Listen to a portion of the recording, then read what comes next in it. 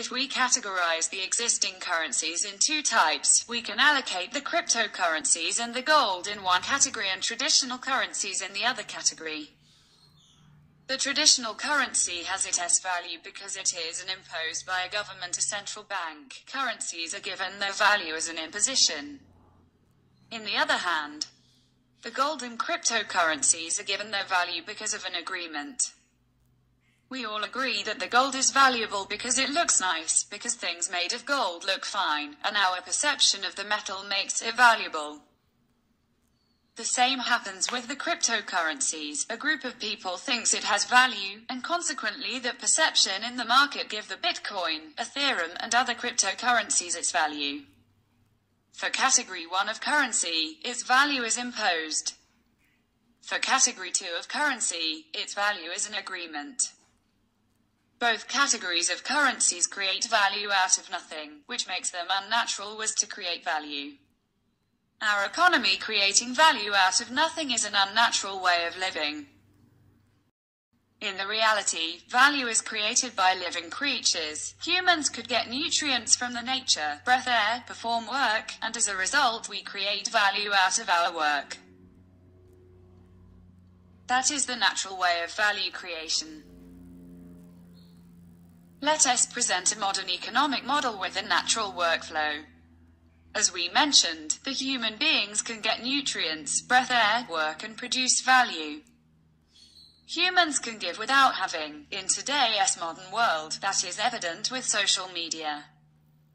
In social media people shares likes, which have no cost from the person giving the likes, although those likes might be valuable for the persons receiving them. We can make use of technology advantages to create a value-based economy. Imagine someone working a number of hours, then someone validates the worked hours to assess the quality of the work, and as a result the worker gets a grant that might be of monetary value.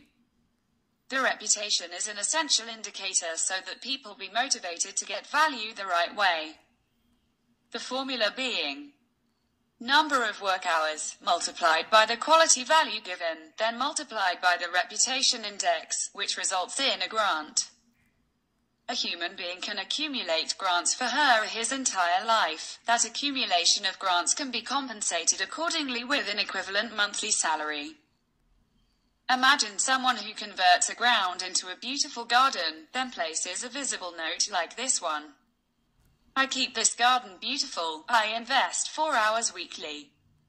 People may like the effort and grant value to the labor. This worker then could receive a monthly salary by simply satisfying a need in the community without depending in a formal job. Imagine a kid taking care of an apple tree, and the label says, I take care of this tree, give me 1 grant per apple. An artist can sustain his needs by continuing doing what she or he does best.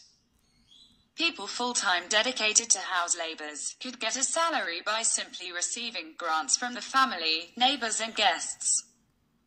People confectioning products at home could sell their production with grants. In the roads we could give positive and negative grants to other drivers. In this model we all could be traffic inspectors. An important aspect of this value-based economic model will be the equilibrium. We should be motivated to provide more positive grants than negative grants, so we can create a positive environment of collaboration, and to give negative grants if it is really required only. A limit of grants should also be set for preventing abuse of grants back attribution. Also as works in the nature, our energies to create value are limited. Having that said, let us add the concept of equilibrium to the equation. Reputation will be calculated as follows. The sum of all positive grants received by an individual in life, this amount is divided by the accumulation of negative grants multiplied by the equilibrium index. Going back to setting the limit for preventing abuse, in the practice we can determine the best way to set this up. However, we can estimate that limit as follows. The number of cumulative positive grants of an individual divided by the maximum number of grants attained in the system registry multiplied by 7,200, which stands for 24 hours times 30 days times 10. This way, human beings will be valued based on what we are and not by what we have. Efforts, talent and quality of the individuals will be compensated fairly with a monthly salary that will give us the opportunity to buy what we want. Houses, cars, shopping, and the possibilities to get a fancy lifestyle by simply working honestly. If someone has worked very hard and accumulated many grants through her or his life, that person could retire young. Elders could also receive grants by simply being good parents, grandfathers, and good persons. The concept of gross domestic value will be applicable equally to a nation, community, corporation, and individual human beings. A company could be created with grants of a group of people, receiving grants as a juridical person. Companies will pay salaries to their employees with grants. If a company has good reputation, people will like to work on that company. The country or community will receive grants from the people. The distribution of salaries will depend on the community's average incomes. An internal banking automated system will distribute accordingly. For example, if the community has received 100 units of capitalist currency monthly, someone with a contribution to the community is equivalent to a 2%, that individual would receive 2 units of capitalist currency on their monthly payment. Same happens separately for companies or other entities. We cannot compare companies with individuals. That would not be a fair comparison. Hence, the distribution of wealth and accumulation of grants should be grouped by individuals, population, companies, and government. How is the community going to get the capitalist currencies for internal distribution? The community can export services and products to sell outside and receive money in exchange of the services and products. This is what Enjoy Learning Company would do. Then, the money will be distributed as salaries based on the value produced by individuals or companies accordingly.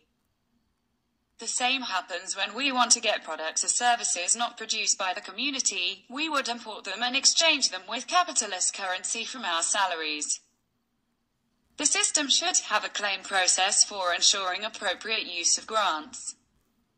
Finally, here it is, a cost and time baseline of how much time and money we should invest for starting this initiative.